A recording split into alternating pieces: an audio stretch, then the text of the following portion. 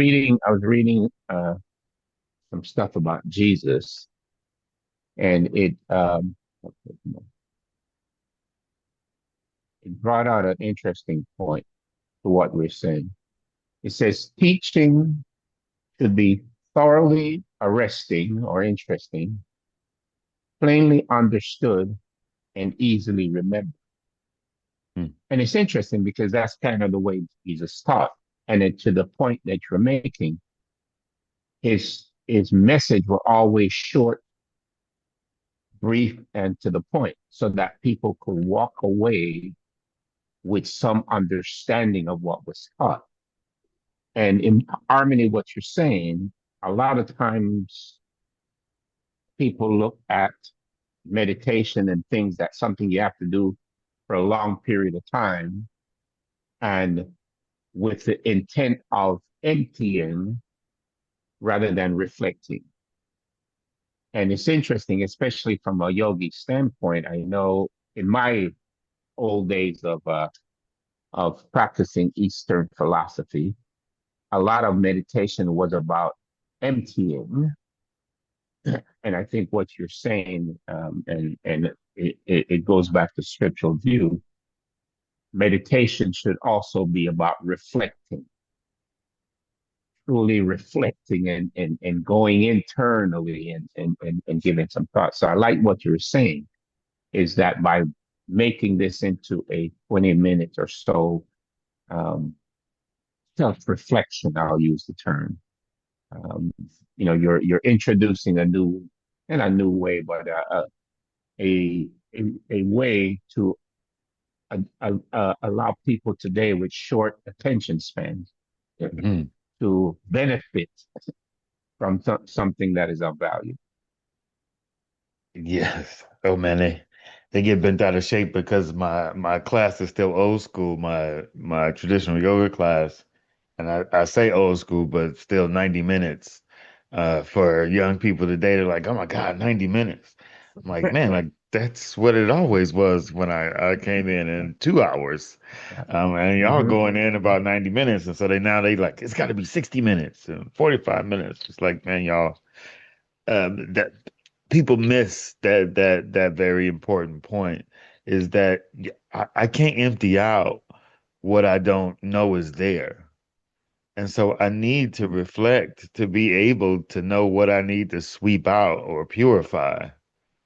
This is our very point within the eight limb path of yoga. The first two being restraint, and then that next one being observation. Is that I have to restrain that ego, restrain that assumptive mind, and then observe what it is that might be causing me issues, maybe sort of disturbing me, if you will, and now Mhm. sort of surrender that as we get into the end point, but surrender that to God, so that I can actually empty out. But it's work to empty out. It's not like, okay, let me just Right, right. Exactly. Don't think about nothing for 90 minutes. That's not the objective, right? Yeah, no, you can't think about nothing if your mind has got like junk clogged up in it, right? And so it's not in a sense that the mind is doing something crazy, it's doing what it's supposed to be doing. But if you've got an issue that you haven't been able to figure out, then the mind can't get rid of it. It's trying to, in a sense, fix this problem. And if you've taken it Mhm. on as a problem or something that you need to take on, then it winds up being disruptive. So once we take in the two things in the into to mind is that one, everything ain't my business. Most of it is God's business, and let me leave that over there. Right. And so that can clear out a whole lot of gunk. And Mhm. then the other part is anything that I'm truly that I've experienced and whatever, then I've got to take on that responsibilities. We come back in the sense to that cause and effect that um I am cause and God allows me in the sense of the universes to feel that effect. So as I make choice or whatever, then I wind up having whatever is the consequence of that choice. Now, if the choice was made out of fear, hate, assumption, judgment, then that's my consequence. If it's made out of love, acceptance, openness, whatnot, then there is my consequence. So I ain't gotta be looking for nobody else to be doing, nothing with anyone. God's got it. In fact, I was going through some of our notes that I wrote down, and one of them was a point you made up. You said if people are acting shitty around you, then ask yourself a question. Okay. Or the point when you say you're nice, but others are not nice to you. Again, thinking about that idea that it's our choices, it's our energy, it's our spirit that drives the spirit around us. And a lot of people don't get that. They get this fact that I I say I'm good. So the standard that I've defined to be good is the only standard that matters. So the fact that you don't agree with me don't make me not good. It make you not. It make you not good, which is very very contrary. As we talked last week, the Bible says, "Don't look for your own interests." Love is not making it about you. Love is Hmm. about making it about God. That's what you just said. When you make your love for God about your interacting with others, then life becomes a lot easier to deal with because you recognize, hey, you may not appreciate it, but I know God did because I'm reflecting His love. And by reflecting what I'm trying to give to you, you're reflecting God's love. Matter of fact, it's interesting. It just goes back to what um, what Jehovah told uh, well, no, um, anyway, one of the prophets, I forgot his name, but he said when they were asking for kings, Samuel, when they were asking for kings, when the Jews were asking for kings, and Samuel was just upset, hey, dude, like what's it was, and Jehovah said, look, they're not rejecting you, okay, they're rejecting me, and Mm. in that aspect of when you're out there showing love to people, reflecting God's spirit, and they reject it. Again, it goes back to they're not necessarily rejecting you, but they're rejecting your love for God. Because again, they're saying, hey, I don't want to deal with that. I don't want to your point, I don't want to have that humility. I don't want it to be about God. I want it to be about me. And it's another point I've written down. It's like me is ego driven, and then when we go to we, now we're spirit driven. Now we're looking at things. Um, I think I'm going to say exoteric.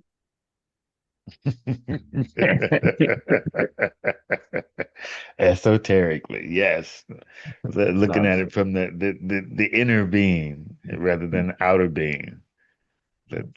That that's where so many of us are lost, no matter um, what language we endeavor to speak in. And in this metaphor language, I'm just saying religion. We often take it in the sense to think that we have the best language when you've got a language, right? Do you get the meaning behind what it is that you're speaking? And it's interesting you brought out that issue of language and religious language because the Bible talks about a pure language, and it goes back to the point that we discussed is that yes, people initially the scriptures point out that everybody spoke a common language. and then eventually that changed. But the Bible talks about a future time when people will all speak a pure language, and that is, to your point, that true spiritual language, that true, again, not religious norms or religious traditions, but spiritual truth. I think one of the things that we see, in fact, a term that I saw earlier today, as I was reading something, was that about um, spiritual. Wait, let me um, let me see if I can find it. It basically asks a question, and the question was, is your faith based on? Let me see. Let me see if I can find it. Hang on.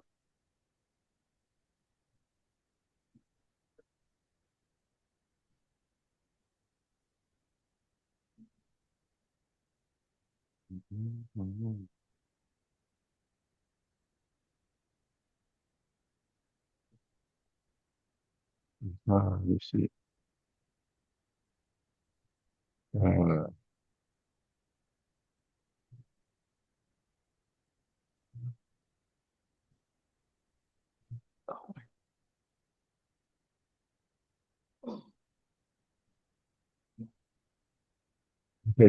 I can't find it right now. I'll try to find it, but it basically talks about. Uh, let's see. Uh,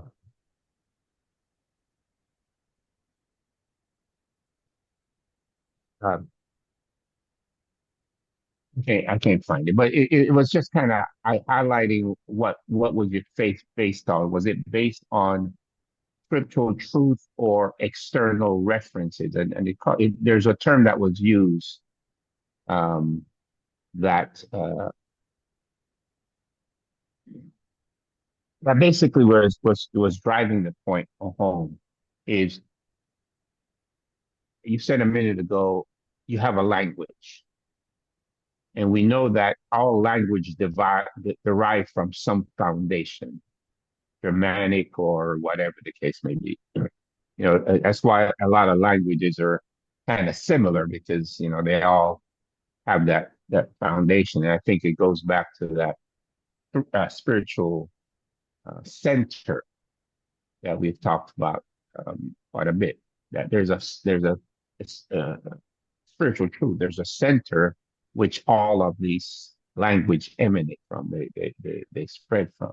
And the question is, a lot of the spiritual language are moving away, further and further away from the center, which again becomes lead to a lot of misinformation and distortion. And a lot of that is driven from the fact that a lot of people are looking externally. They're looking for others to tell them. I was talking to a guy the other day. You go to church, and your expectation is that the pastor will tell you, and the pastor will interpret it in the way that um, he sees fit. And then it's up to you then to decide whether or not that aligns with God's truth, not the pastor's truth. But back to our point, in the sense of reflecting, is that language and being part of dialogue is actually this reciprocal thing that it requires reflection or listening, that I have to be listening to what it is that you're saying, meaning that deep language, cultural language, it is not just the words that you say again, it's also the inflection that you may Mhm. put with words and so on and so forth. So to actually be in true dialogue means that I must be listening to what it is that the other person is saying, how they are expressing themselves. I think sort of English kind of bastardizes that to where we think that just the simplicity or the complexity of a word gives us all of that nuance without having to listen or be present with the speaker. It's interesting. I like what you said, but there's a thing I just wrote down. Also have to be listening to what we're saying. In the lesson we had the other day, brought that out is that at times we can speak the truth. We can say these things, but to your point, the way we say it, people will reject it. Mm. People will not want to listen to us because of the way we're saying it. It's very interesting. I was sharing an example in the meeting is that um, I have a young man I talked to. He's going to I told you about it, goes to non-denominational church. And I spoke to him the other day about Easter. He sent Mm. me a little meme about Easter and Jesus on the cross. So I said, oh, by the way, do you know that Jesus was not crucified on the cross? And then he came back and said, well, the ransom sacrifice is still valid anyway, right? I said, oh, interesting perspective. And I had to agree, yes. It's still the ransom in what the crucifixion meant is what the focus should be. Again, brought that perspective back to mind is that um, as I had said to him in another conversation, that he had said something about the oh, I know what it was. I asked him what non-denominational meant, and basically, I made a comment. Well, you don't believe in anything, then, right? You just make it up as you go along. And his response to me was, yeah, I know that's kind of interesting. Your response. His response to me, well, man, why do you have to put down my belief like that? And I bring this up to drive that point home is that sometimes we have to be listening to what we're saying, even when we know the person, even though we may have a close relationship with them. Because I know in you and I in our conversations, there's those times when we disagree and we frame it in such a way not to be right or wrong, but just to express our differences. And sometimes, and we know sometimes in our conviction, we lose sight of that. Hmm. Sometimes in our commitment, we lose sight of that. We lose sight that our objective is not to destroy, but to encourage and to influence. And again, I would say sometimes, and there's scriptural evidence that you may have to tear down, but again, there's ways you can do it in a loving way. There's Well, ways you can do it in a way that's encouraging. Go ahead. but my question is, did you leave him with a slap across his face? I sure did. No, no. Well, it's kind of interesting. You asked the question that way. Did I leave it? Did I leave the conversation in a way that I left the slap across his face? Yes. Did I reflect later on in my error, in my mistake? Yes, and that's why I share it because as again, something I wrote down earlier that says um, the lesson.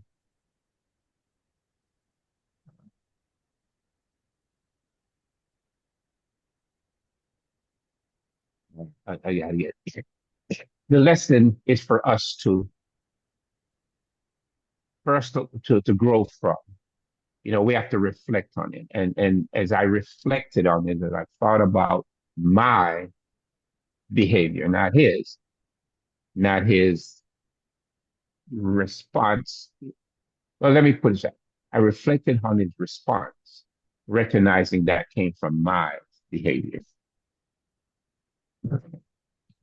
Yeah, And oh, go ahead. go ahead. You said and. Well, what I mean, and I um, later on had some discussion with him to explain to him my error, and actually shared my weakness or my issue with the congregation in making a comment to say that sometimes we can get um, mis we can believe we can talk to people the way we want to talk to them, or the way we think they should be spoken to, Mm. rather than speak to them in a way that is upbuilding and and in the teaching opportunity, rather than one of uh, establishing our righteousness, establishing our right, or my conviction in the truth. I wrote two things. I wrote two things. As we were saying in the sense of that language. And so I wrote love language, right? That there is a love language, and that love language for me is humility. Right. And then something I was driving at in a sense to where leaving him with that slap where um, within the ransom, within as we talk about this time of Jesus, that there's these 3 days, Mm-hmm. Mm-hmm. right? And those 3 days for me, again, they symbolize this reflection. Mm-hmm. And so we get that opportunity to reflect, or again, when we talk about dying to our old self, that this is what it constantly allows is our ability to look back and reflect to see, like, was I speaking in a love language? And we know when we've been speaking in this love language because we get to see how it lands on folks. Right? It's like when you say something and it's not so loving and you see it like smack somebody, or why I say that kind of smack in the face.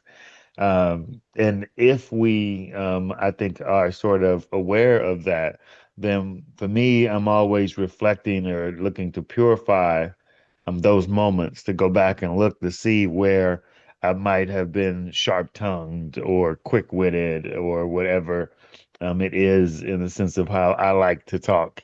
To be in my conviction, because I damn sure can be righteous.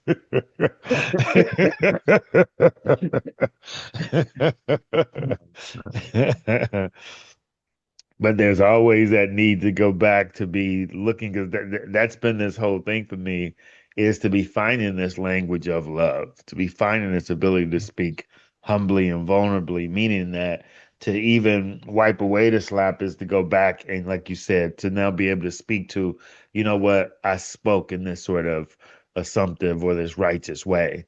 And I want to sort of atone or even apologize for just being. It's not in the sense that I didn't mean what it was that I said, but I didn't mean to direct it or point it at you in that way. I need to make sure that you understand that this is just my own sort of issue or conviction or thing that I'm feeling about this situation, not a right or wrong. Right. I think that was the important element in that, recognizing that um, our objective is always to reflect God's love, which is aimed at attracting people. And as you say, whenever we don't speak that love language, it's evident by rejection. And that rejection come in different ways, but it's evident by rejection. And that's when we can recognize, oops, okay, I didn't say it right. It was the truth, but it wasn't a loving truth. It wasn't expressed in a loving way, in a way that reflected the value of that truth. I think that's where sometimes we have to always come back to, is at the end of the day, when that person leaves, what we want them to leave with. How do we want them to see us and to remember us? And,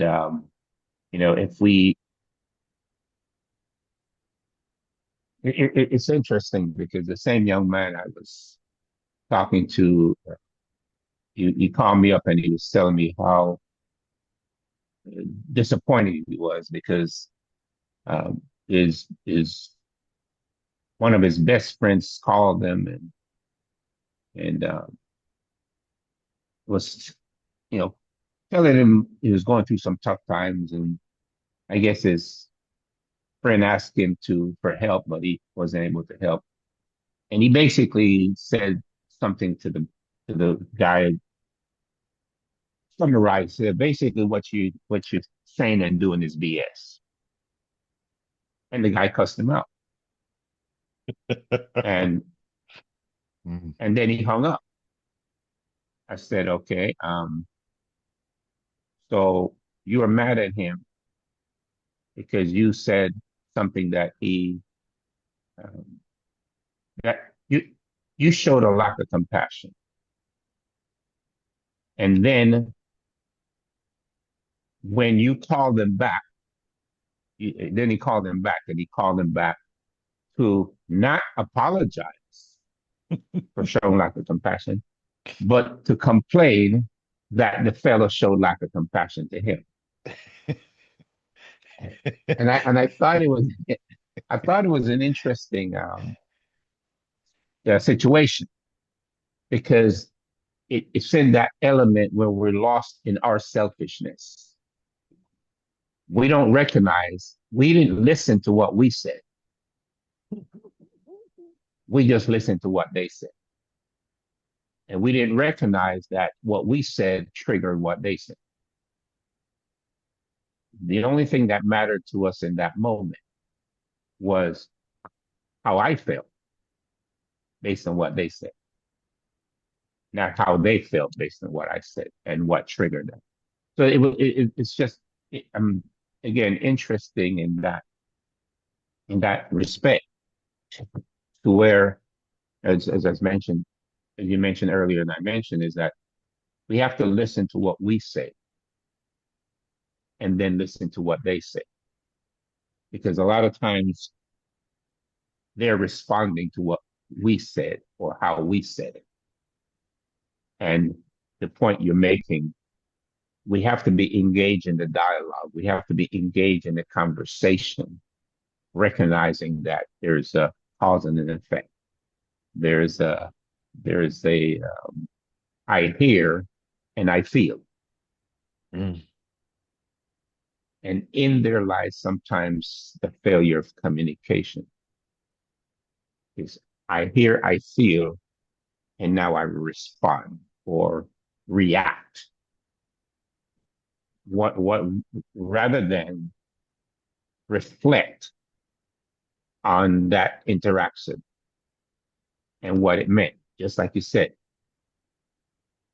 I was sharing with the young man. That person needed compassion. All they needed to use to listen to them. They didn't need you to judge them or anything, but you decided to judge them. And when they judged you, you got offended. It's a simple game of back and forth. This, it becomes easy for us spiritual folk to get superstitious. And what I mean by that is that, right, that no matter what, that we understand that this is a practice, that this takes work, that I can't just like, oh, okay, now I'm saved. Now I'm good. Now I'm sanctified, if you will. And that's how I think anybody, any stripe can get. So folks are sitting there talking to us, and instead of really remembering or recognizing that they're on a journey too, that I need to have compassion to recognize, like, for me, I try not to make it this hierarchy, but I will say that I started 20 years ago of really sort of taking it serious to look. And so what I've been able to build up in my understanding and my knowledge gives me this certain bit of wisdom that people may see, but it don't mean that I'm any better than anyone. I've just been sort of on the path in a longer time so I can recognize things quicker, but that still informs me to say, okay, well, that person might be on year 5 or year 1 or year 7, right? Wherever they are in their journey. It don't make them a right or wrong. It just makes them like, oh, okay, look, this is just where they are. Some people might be just in a place to even start recognizing that they have a say over their life. That awakening alone is everything for people. Like, wait. I reap what I sow? Like, yes. There is, again, from a yogic standpoint, this thing called karma. And the first recognize that for me is what put me on the path to now start paying attention to spiritual matters more, because that is what was telling me, like, oh, this is why everything smells like shit around you. Right? Because Mhm. here you are being shitty. And now, how can I clean that up? Right? Not make other people not be shitty, but Right. clean up my own scent, my own smell, so that I can now find myself in a garden rather than in just some field. But there's, I think, always the admittance that there's always work that has to be done. You're never going to be just, again, somehow now put in a place to where you never have to do any of this reflective work. Absolutely. In fact, just bring me back to the comment Jesus made to his disciples. He said he taught them a lot of things, but at the point he says, "Look, I got a lot more to teach you, but you're not ready for it. If I provided you this, you won't get it." And it just goes back to, I don't know if you had a chance to read that Luke 24 that I sent you, but I read the whole chapter yet. I did. yeah, it's very interesting because again, it was saying, it was at that point that he began to then add to them these other things that, as they said, opened up the scriptures. Now we get it. Now we begin to understand it a little better. Now we understand what he meant. Hey, if I had told you this stuff that's happening right now, you won't believe it. But now you're living it. Now you're experiencing it. Hmm. Now you get it. Now you get it. I think that was one of the powerful things in harmony with what you're saying. They may be in year 5, year 1, year 7. They just don't get it yet. They just don't have that foundation. They just haven't built up that knowledge base that can be transitioned into wisdom in order to make those decisions that, again, at 20 years, you see a lot better than at 5. And we know that. I mean, even as kids going through that, we know that as you mature, as you gain more knowledge and begin to apply it, then you begin to gain that wisdom and understanding. And here's the compassion for somebody burning their hand. Right? Like, oh, you know what? This has just happened to be what they're going through. And our conviction can be in the sense of where I just want to spare you from burning your damn hand. Like, you Right. and they like, well, shut up. You don't know. Exactly. Right. Exactly. Okay, right. Okay, I got to hey, listen. Mhm. If you start fighting blisters or these things that start popping up on your hand, I'm here for you. Just Right. Right. just so you Right. know, I Exactly. back in 19 da da da da, I went through X, Y, and Z, and I got these blisters on my hand. So this is just simply why I'm sharing said story. When you feel this likeness to this understanding, then maybe we can talk then. Yeah, again, you're right. Our intent is to share wisdom and um, allow that person to benefit from it. And again, I go back to the Christ. Okay, hey, I set the example. You don't have to follow it.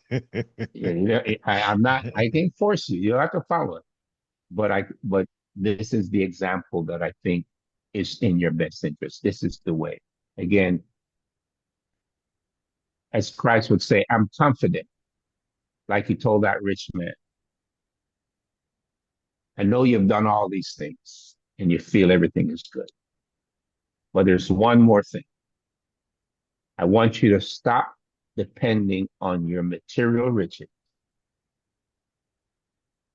and put your trust in God. And the man said, uh-uh, can't do that.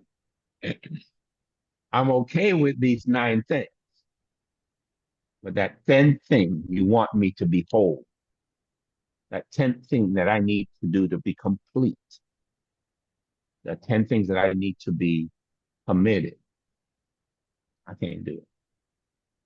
I'm gonna be 90% committed. I'm okay. I'm hoping you're okay.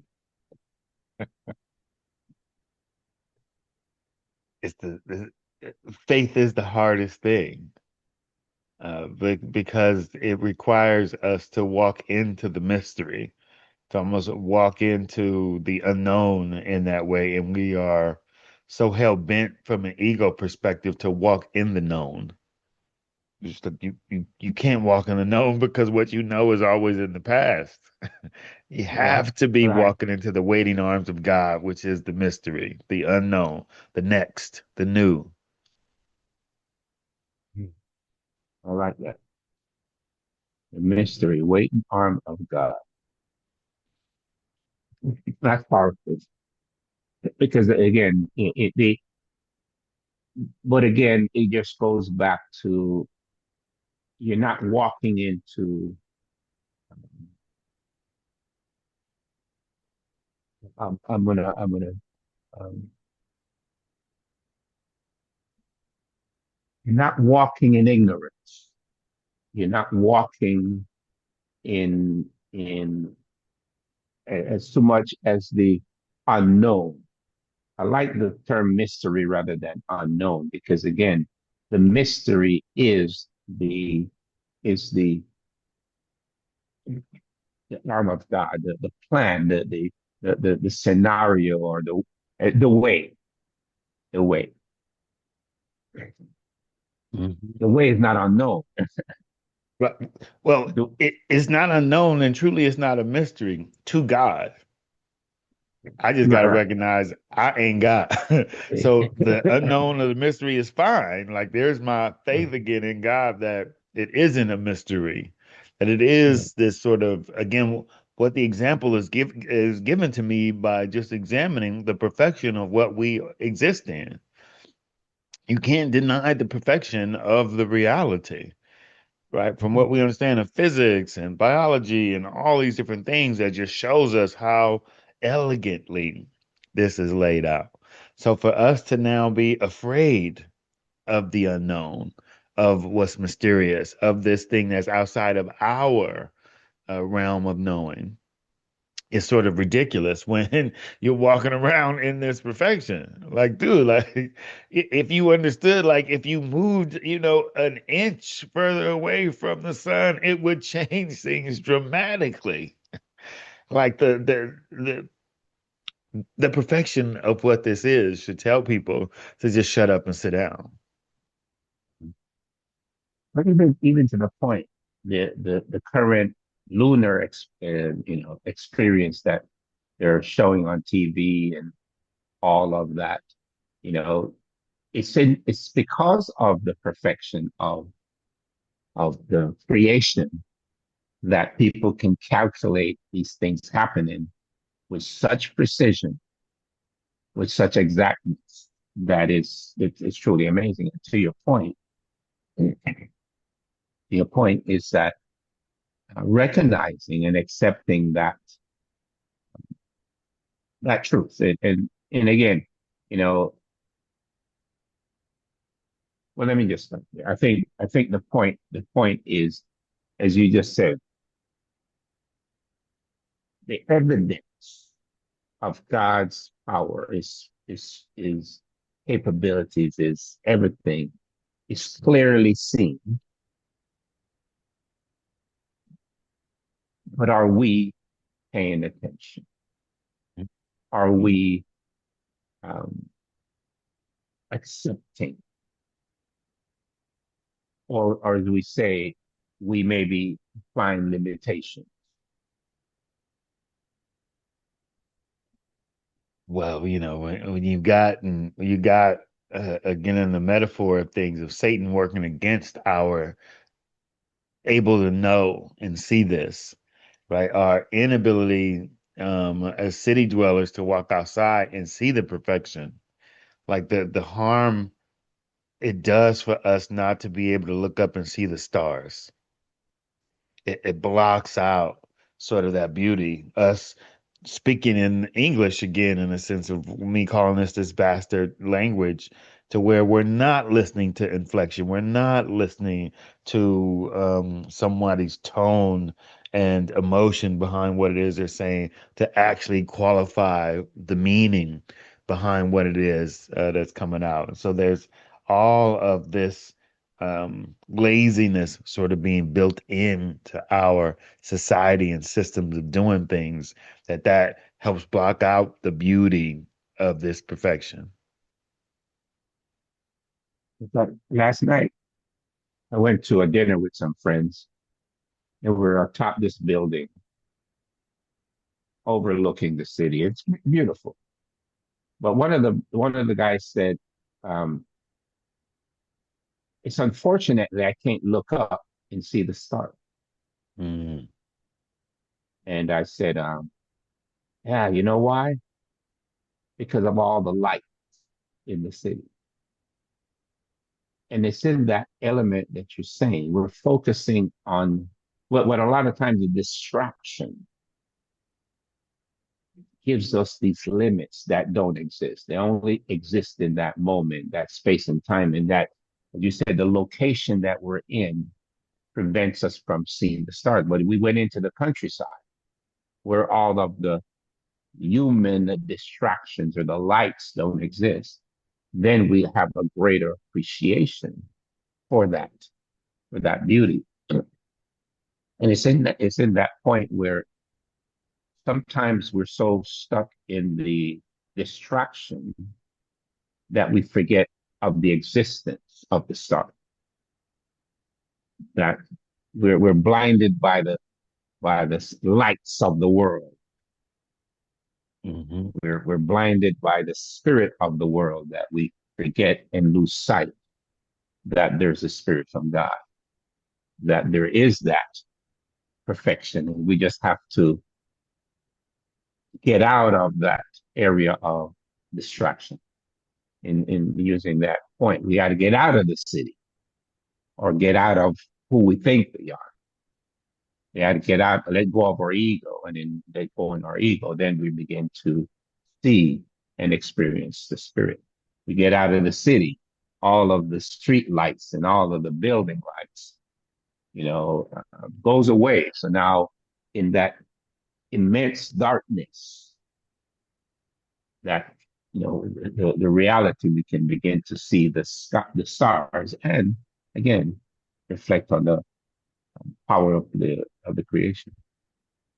And recognize that it's not even that dark. Yeah. Right? You sit under the stars and whatnot, and it's actually not that dark.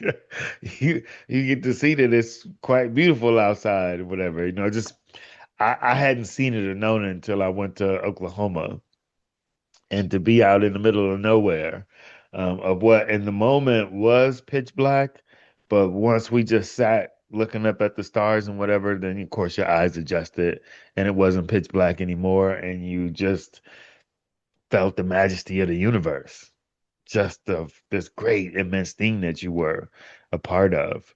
Right? We've created such this great societal ego, if you will, and this is what we see in our urban centers is the concentration of this ego, concentrated in such a way that we blocked out God and in a sense tried to recreate the stars by having a city. Like I would at least here, we can go up to Griffith Park on a clear day and look down at Los Angeles. You see all the lights and how beautiful it is and whatever, like I was so used to seeing that, but to see God's city is just on a whole nother level. My God City. And you make an interesting point is that in that dark world, as we begin to focus, things get brighter. And it just goes back again. It's the the next big change per se. It was just the view that you had of it that changed. Because again, it's in that adjustment and is in that the scripture says the light keeps getting brighter because you begin to focus and you begin to understand and you begin to reflect. And as you do that, then it gets brighter. Just like you said, you're out there in the darkness. When you first start, it seems pitch black and difficult. But as you begin to focus and you begin to reflect, as you begin to appreciate, then you start to see, hey, there's more stars showing. There's a wow, I didn't see that one. I didn't see that one. And that's the beauty of us again, um, turning inwards as we started out the discussion, turning inwards to look at, reflect on our spirit rather than simply being guided by our ego constantly. Yeah, that's what I love about the esoteric view of things is that the esoteric requires that we see both esoteric and exoteric, that I see the inner and the outer. The outer only allows us just to see the outer. It doesn't allow us or even require us to see the inner. And so having it from this inside view, then I'm constantly responsible to find this balance of inner outer. Where outer folks, they don't have any responsibility to find any balance. They know it. This is it, and you're wrong if you don't believe this way. When people can now come again or be um, initiated um, into this inner knowing, then it changes their perspective in a profound way. And this has always been my point is that so what you've got a Bible in your hand. You haven't truly been initiated. You haven't truly been baptized to this inner knowing, then you're just as blind and as foolish as any devil worshiper, if you will, and whatever. You can just be just as egoic because you're an external individual. You haven't stopped to be reflective, to go inwards to see what your role is in the life that you're living. If you don't see yourself as the common denominator in your life, how can you ever figure out your own formula?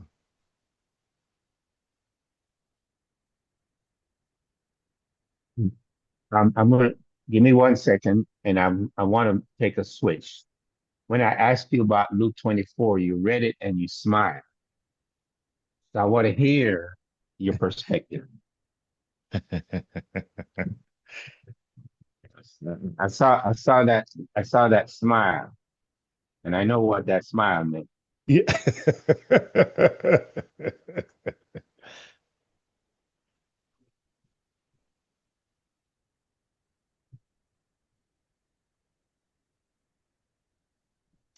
I'm the reason I got up there. I'm making some oxtail, and I just wanted to stir it a little bit. Oh, you That's making some oxtails. Okay.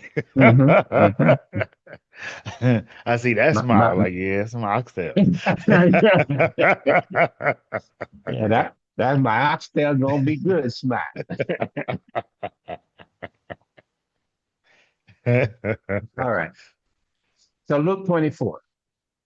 Talk to me. There was two. One, the one thing I appreciated,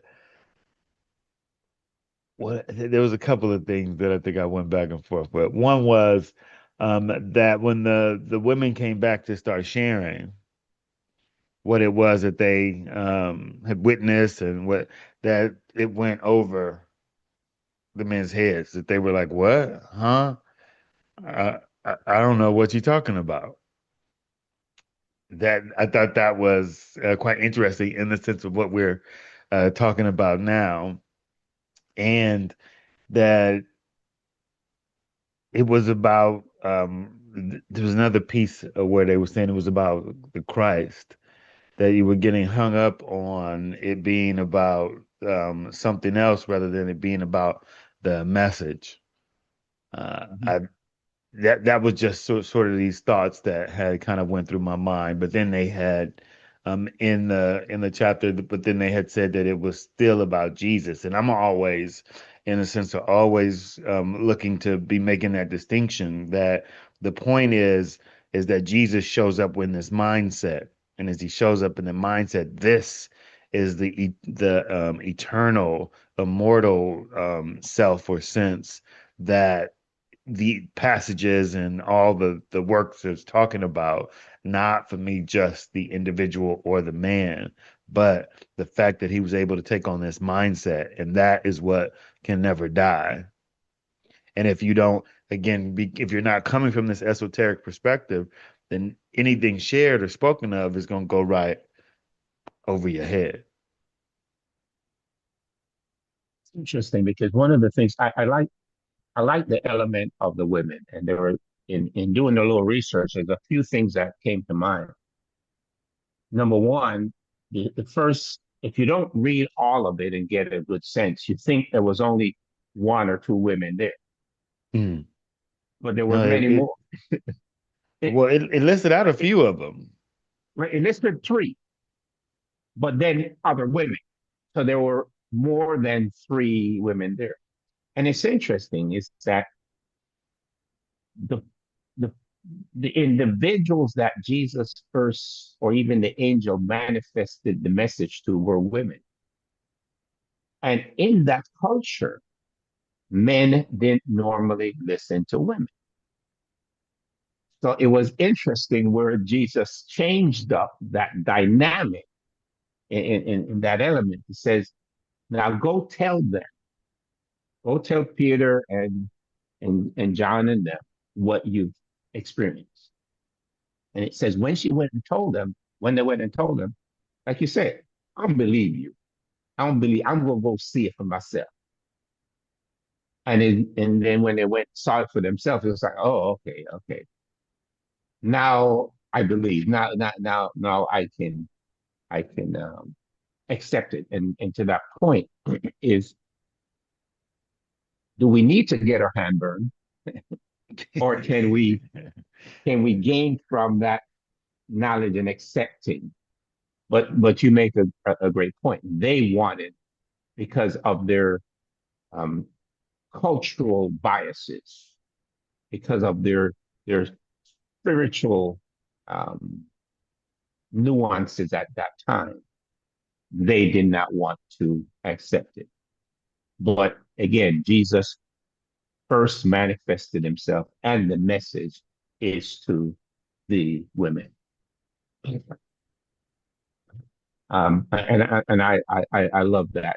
I love that aspect of it, and I love the fact that, again, even um, subsequent to that, of the 500 people that he made himself visible to, included women as well.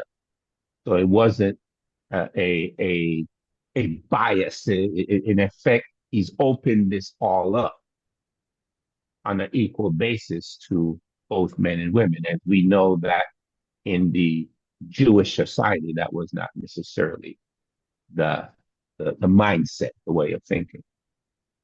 Yeah, that's the sort of the revolutionary aspect of Mary Magdalene being a part of sort of the tribe or the disciples, if you will, from the esoteric perspective that she has her own myth, if you will. She has her own gospel.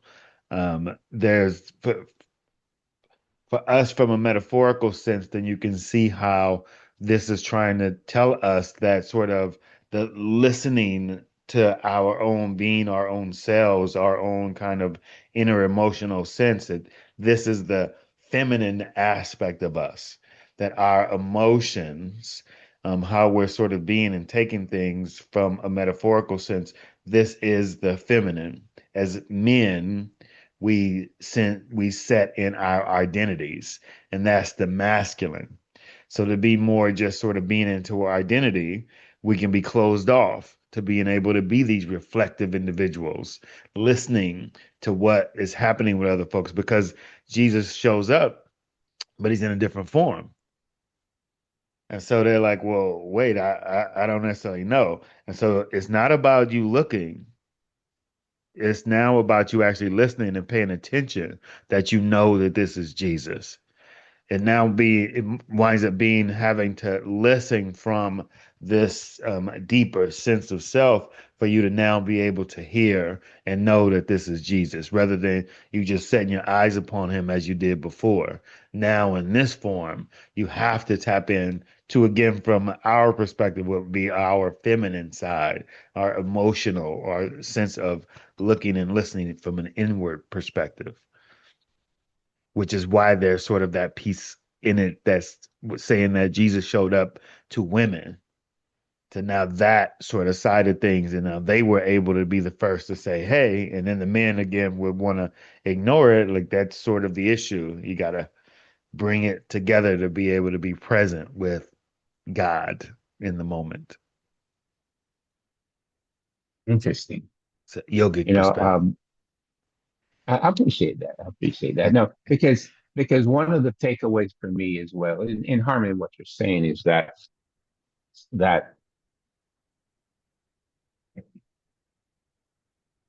one, the message was prove it for yourself. You have to prove it for yourself. Because even through the journey, when he was walking with the two individuals, again, they didn't recognize him because, as you mentioned a minute ago, he didn't want them to focus on the person, that physical body that was gone.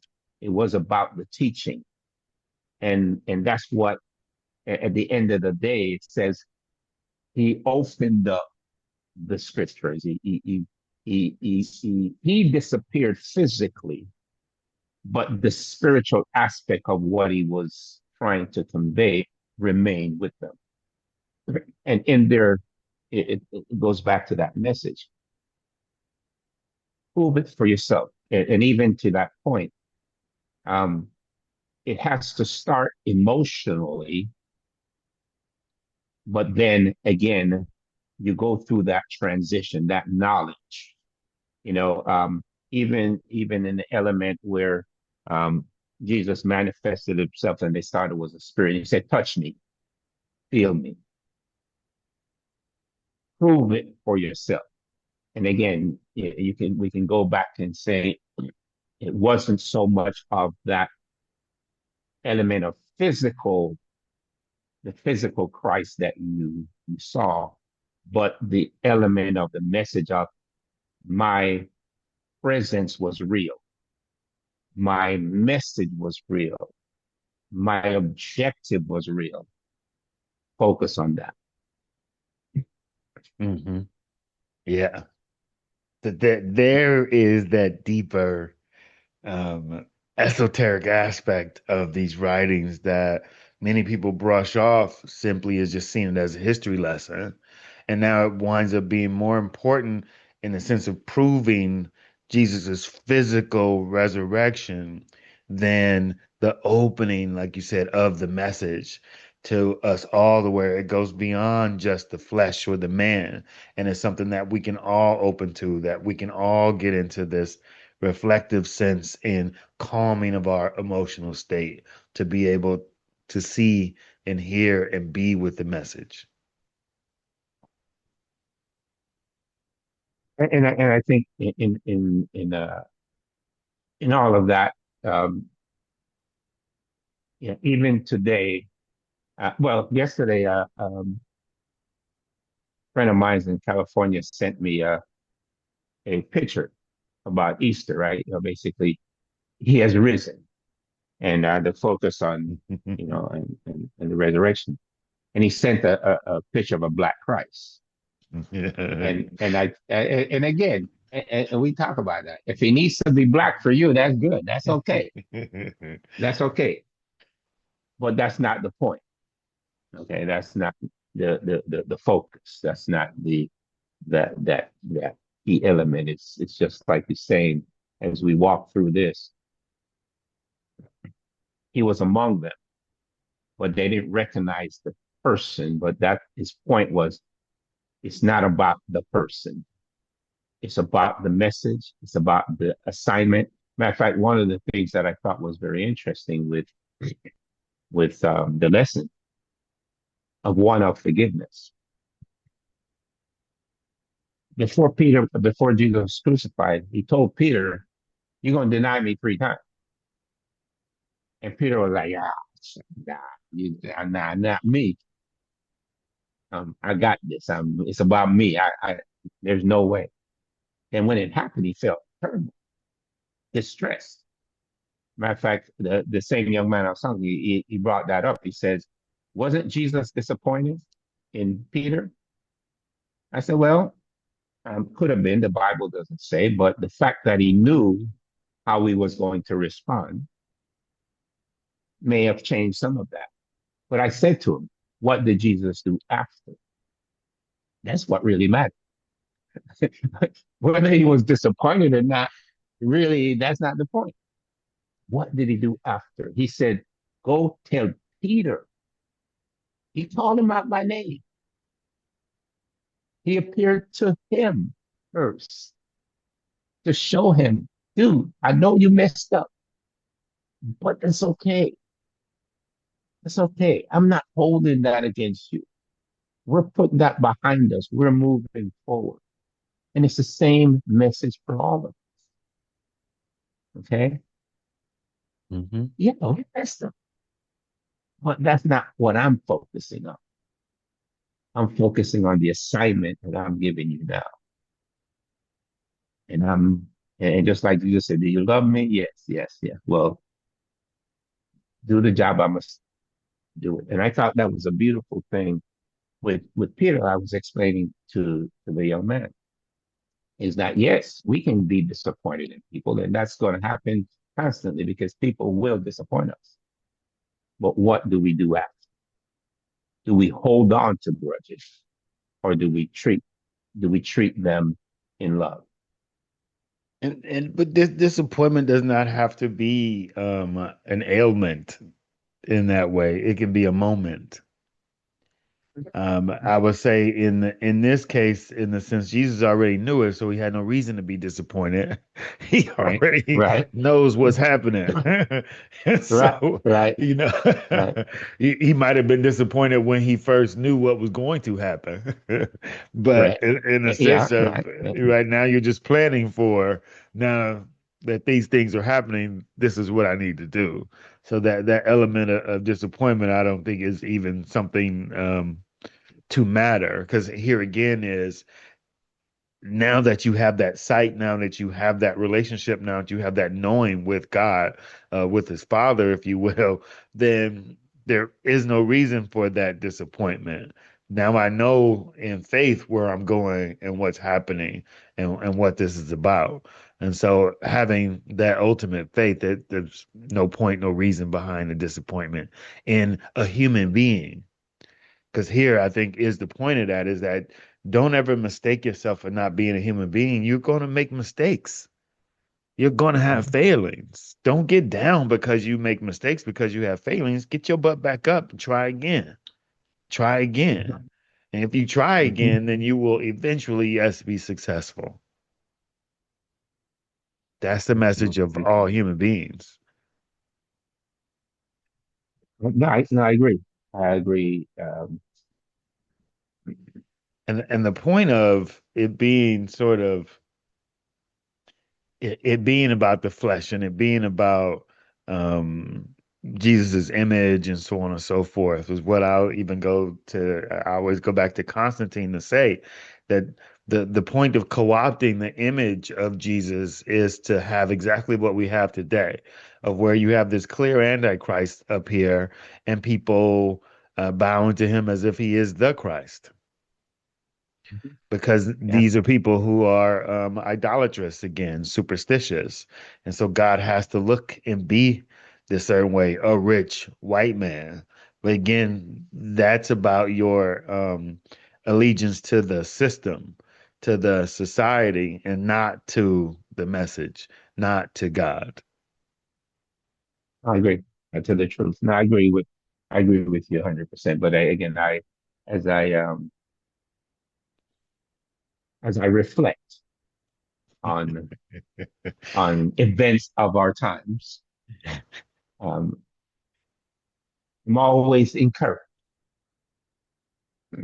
in prophetic evidence, as you just mentioned, when we can see clearly the worship of the Antichrist. In fact, I was watching something on CNN the other day that was interesting. It says this big revival of young people going back to the church, this evangelistic move of young people going to Christ. And this guy said, it's a great thing. It's a wonderful thing. And I said, yeah, it's prophetic. It says that people will have a form of worship, but not according to accurate knowledge. That there will be a bunch of people claiming to be worshiping Christ or worshiping God, but they're not doing it from a spiritual standpoint. They're doing it from the ego standpoint. They're as one the guy this guy that started the movement or whatever basically said that they asked him, "Do you think this is just a trend and a bunch of young people following because of social media?" He said, "No, I think it's real." And it's interesting. Do you think it's real? Do you think it's a trend? What do you think it is? Now, I believe, from my standpoint, that it's just another manifestation of the prophetic attitude that the Bible talks about people in these days that we're Anytime life gets hard, anytime life gets hard, people turn back again. And I'll go back to what you said in the prophetic sense, that people turn back, but more in an egoic perspective, to like they take it on more as a lucky charm than they take it on as actual spiritual guidance, if you will. And so, sure, Mhm. like folks who go to jail, now suddenly they found Mhm. God. People who now Right. are in upheaval and things aren't working the way they think it should be, then they believe they find God. But again, what they do is they wind up getting in and just taking it on as a superstition rather than as actual guidance or the way. I agree. I agree, and that's what I was saying. They're there. Um, in fact, it's kind of interesting. They're reaching out to something they don't know. They're reaching out to to to a God that is anything in the moment, to a point where um, they worship an individual. They worship an amulet. They worship, whatever, whatever idol that becomes important. In fact, it's um, it's very interesting in the Catholic countries that people wear or drive or run around with amulets all the time, lucky charms, protection. Saint Christopher drives with Saint Yeah. Mary walks with them. Saint somebody flies with them. Saint this person eats with them. So again, to the point you're making, a Mm. lot of times it's just about the lucky charm.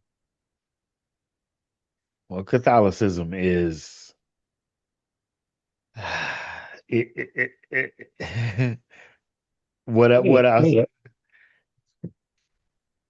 It's the oppressor's tool, right? The whole reason why many people got into Catholicism outside of Europe was because they were trying to escape the oppression of Catholics. And so if you were not a Catholic, then you were going to be persecuted as an indigenous individual until you took on their language, their ways, their traditions, and so on and so forth. So many people took it on as more of a survival mechanism, not because again it gave them guidance or it gave them actual true solitude in that way. Now, I believe it did give them some, but again, because you were being oppressed if you did not join it, then all people are doing is just using it from that still superstitious standpoint of let me get this trinket to protect me from these evil doers or this evil thing or this whatever, and not see it again as a thing for cultural relevance. Cultural relevance means that this is my guide to keep me balanced rather than my guide to keep me safe from these white folks. It's interesting in what you said. I agree with you, and I wonder how that applies outside of the Catholic religion. Can you apply that to Judaism, Islam, and all the Hinduism and all the other um, cultural uh, cultural based religions? I could definitely probably say it more in the main three of the Abrahamic faiths because they all seem to have come from a medieval time of conquest, genocide. Hinduism, I'd have to say in a little bit of a different sense, maybe more today of it being in that mindset where before Hinduism wasn't Hinduism, right? It was like these different areas practicing what their take was on their Indus understanding. And then Europeans come along and collapse it all into this one thing that we now call Hinduism.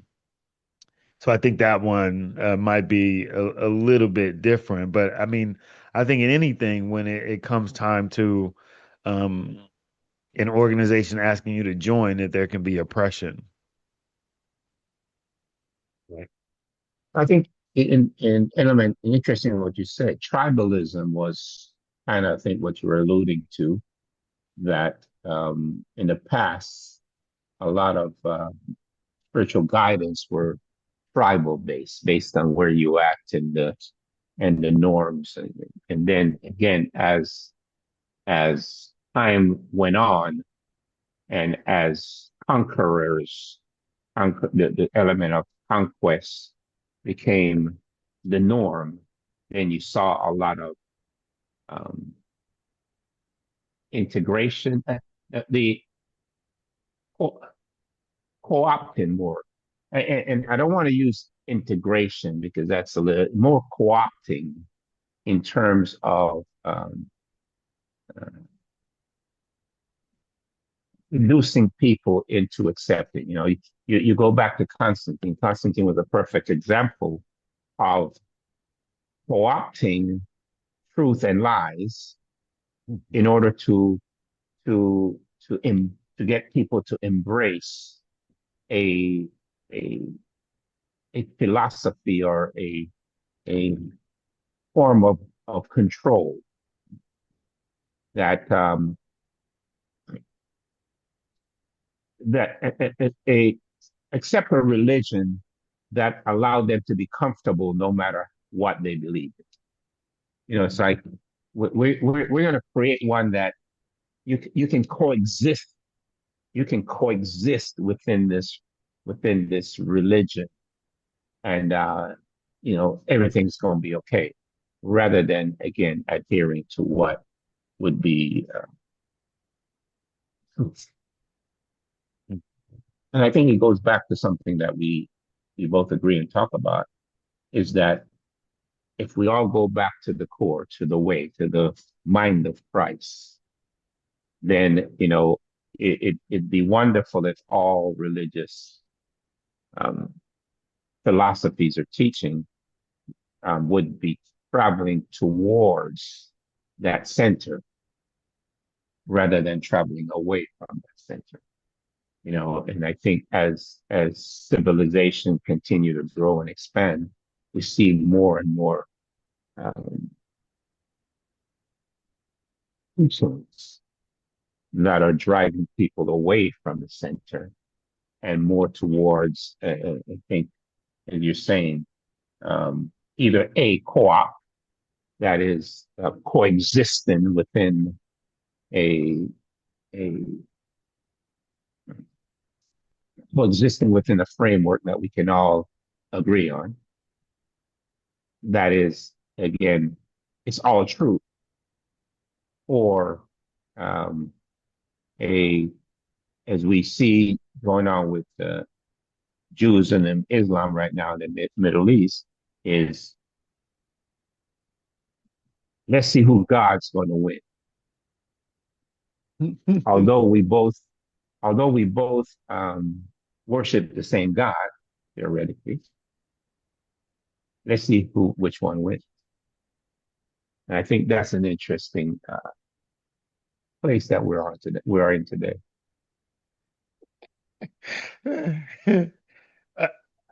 Only if they were actually worshiping God. Well, They both are in a race to see who can get to the devil first. calling ooh, calling it I like God. that. I like that. I So like that. And that's a thought. so what's That's a thought. guaranteed is their mutual destruction. Let's again we miss again what is this perfection. And I'm gonna say this because we may sort of have a bit of disagreement here, but this for me is where I believe if you just left people alone, then they're gonna find their way because they're going to get burned. You, I Mm-hmm. don't care what you say or whatever, that you're going to burn your damn hand. And me trying to stop you and whatever is not going to do you any good. I need to let you burn your damn hand so you can find your way here, the same way that I have. And this again for me is our issue, and why these people feel justified in thinking you can force somebody. Well, you're gonna burn your hand. Well, you're gonna burn your hand, and in that you're in this control of this devilishness instead of shutting up and trusting God to burn their damn hands. And if that was the case, then you'd recognize your stupidity. You'd recognize your foolishness and you lay down your weapons. You lay down your foolishness. But we got to get the hell out of our own way. We got to stop thinking that, we got and whatever. And if you two fools want to plot your mutual self destruction, go ahead. And I'll sit here, right? But I'll offer refuge for any women and children who don't want to be part of this. And I'll let you fools go at it. But here we are. in a sense of taking sides or thinking, as opposed to trusting God and letting fools be fools because they not debating God in no way, No, shape, or form. no, no, no, I agree. I agree. No, there's no question. There's no question. There's no question. Matter of fact, I thought it was interesting where you saw the quote that Trump made, and he said, "Glory to be to Allah." Again, he doesn't even. It, the point you're making is a good one, but what's happening here is that people don't even understand how stupid they are. They're not even conscious of the level of stupidity that they're projecting. And they're just constantly ramping up the level. Everybody else sees it and hears it, except those that are caught up in worship, those that are caught up in Antichrist, those that are following the devil. Because, as you just said, this is both a race to who is more devilish. This is a race to mutual destruction. This is a race of Armageddon. It I sit there sometimes and I marvel. And I say marvel because the clarity that I feel I see, and as you just said, dude, you're burning your hand. Your hand is on fire. Take it off the stove. Don't keep it there believing that the burning is going to, because you are big and bad. You are the most powerful. You know, it's anyway. I can't talk. It- It it's an interesting thing, right? Because it's mistaken dis-ease for strength. And I say this because take it from a diabetic standpoint, the reason why you got your hand on the stove is because you can't feel the fact that you're burning, that you're suffering from your diabetes or from your illness and whatever. And so that's why you can't. And instead of other folks being wise enough to seeing this sickness, they're taking it as strength. Look at what he's able to do or whatever, you know. Look at what he's able to get away with. But that's stupidity. That's not a strength. But that's because again, we're talking about folks who don't have to be reflective.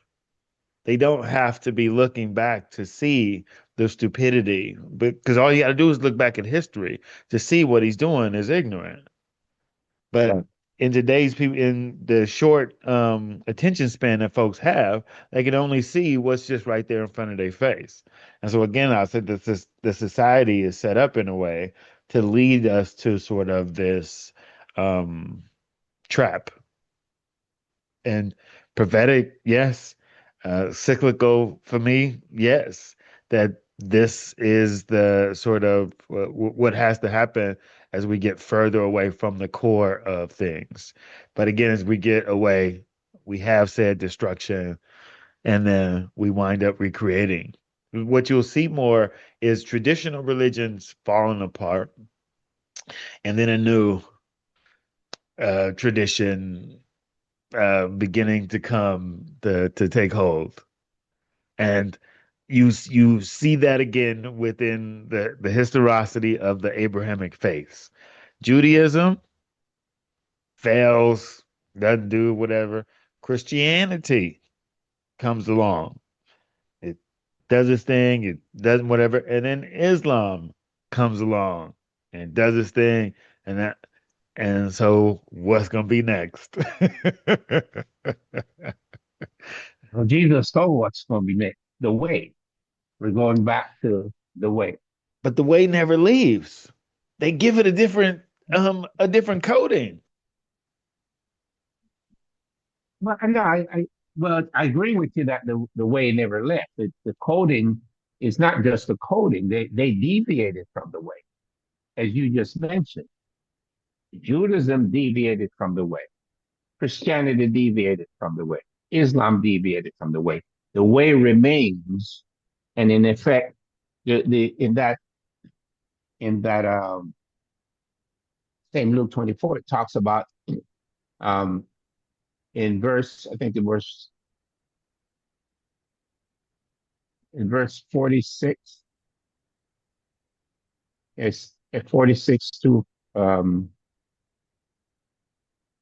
to 49. I think it says that, and he said to them, "This is what is written, that Christ will suffer and rise from among the dead on the third day, and on the basis of his name, repentance for forgiveness of sin will be preached in all the nations, starting out from Jerusalem. And you are to be witness of these things." And he says, "Look, I'm sending you upon what my father promised you." And then, talk about stay in the city until you're clothed with the power from the Most High. And that's in Acts 10. In Acts, that's when the Holy Spirit, they came in, and the Christian congregation was established. But to that point, as Jesus said, that there was a teaching and a philosophy and a guidance that is to be preached for people was starting in Jerusalem or in the Jewish nation, but extended far beyond that. And I think that's what we are experiencing to some extent today. Yes. Again, it rises and it falls. It rises and it falls. I would say it from the understanding of the sacred feminine of seeing life in cycles, then it becomes, again, in my knowing, is to see the cycle and not have a fear, a worry about what's going to happen. I I just see it laid out in cycles that there is karma. There is, again, what is spoken to say, you reap what you sow, and thereby people are getting exactly what they need. Not a right or wrong, but if you need to get your hand burnt, welcome to the jungle. There's the beauty of, and for those who want something else, then they are pining for truth, pining for the way, and they'll get it through their seeking, through their searching. Now, seeing those who aren't, there's just to have compassion for them. And if we can have compassion to be helping them speak and listen to their complaints. And here's the biggest piece for me is that the delicate aspect of being able to speak to someone else is to only be speaking to their complaints and be using their complaints as something that draws out what is being triggered in me, what is the truth or the overcoming that I've went through, to where I can now demonstrate compassion for whatever it is they're complaining about. A lot of times in our convictions, we can be like, stop all that bitching and moaning. Stop all that crying and just get your ass up and go do this and do that. And we lack sort of that remembrance of what it took for us to have to go through something similar. But for us to now have to be reminded and go back there and now share the embarrassment of our own overcoming, there is where church for me begins to really take place. And if I can get into that language of love, that language of humility, now I might be able to reach my brother where he is. Not where I think he should be, not where I think she should be, but where they are. And so that may require me to have to go back to my first year or my fifth year or my seventh year on my journey, so that I'm always present with the fact that it is this journey, it is this unfolding, and that I have to always shut up and listen to what those complaints might be triggering within my own heart. Um, you said something that triggered a thought in my mind, and the thought is, do we need to be present in their moment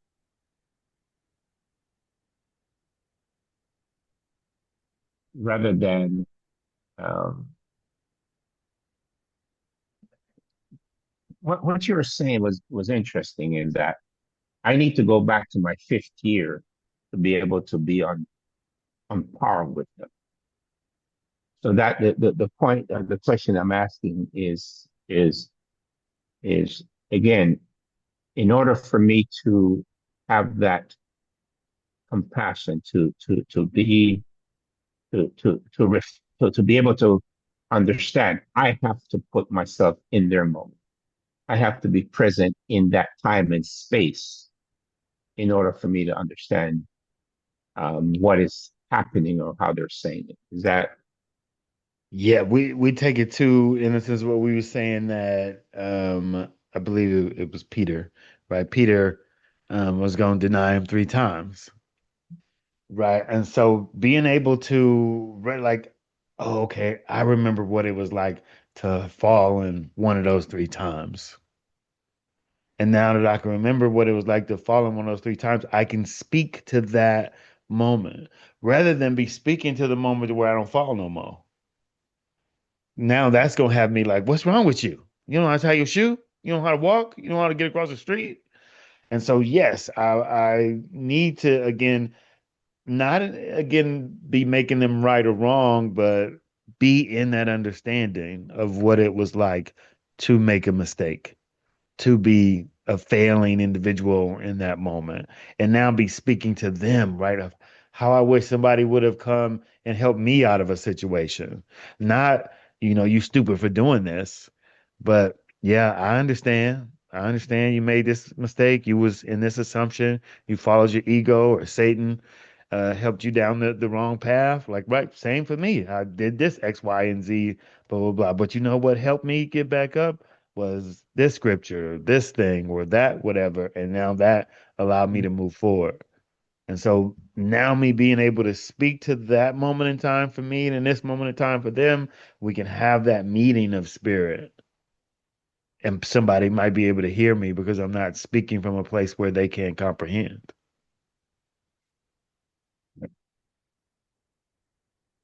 okay? I'm gonna have to run. I gotta go to the store real quick, but I want to close on the on a scripture. It says Jude 20, Jude 20, and it's in our daily text, but Jude 20. Oh, you go ahead. When you get there, go ahead and read. Jude 1:20.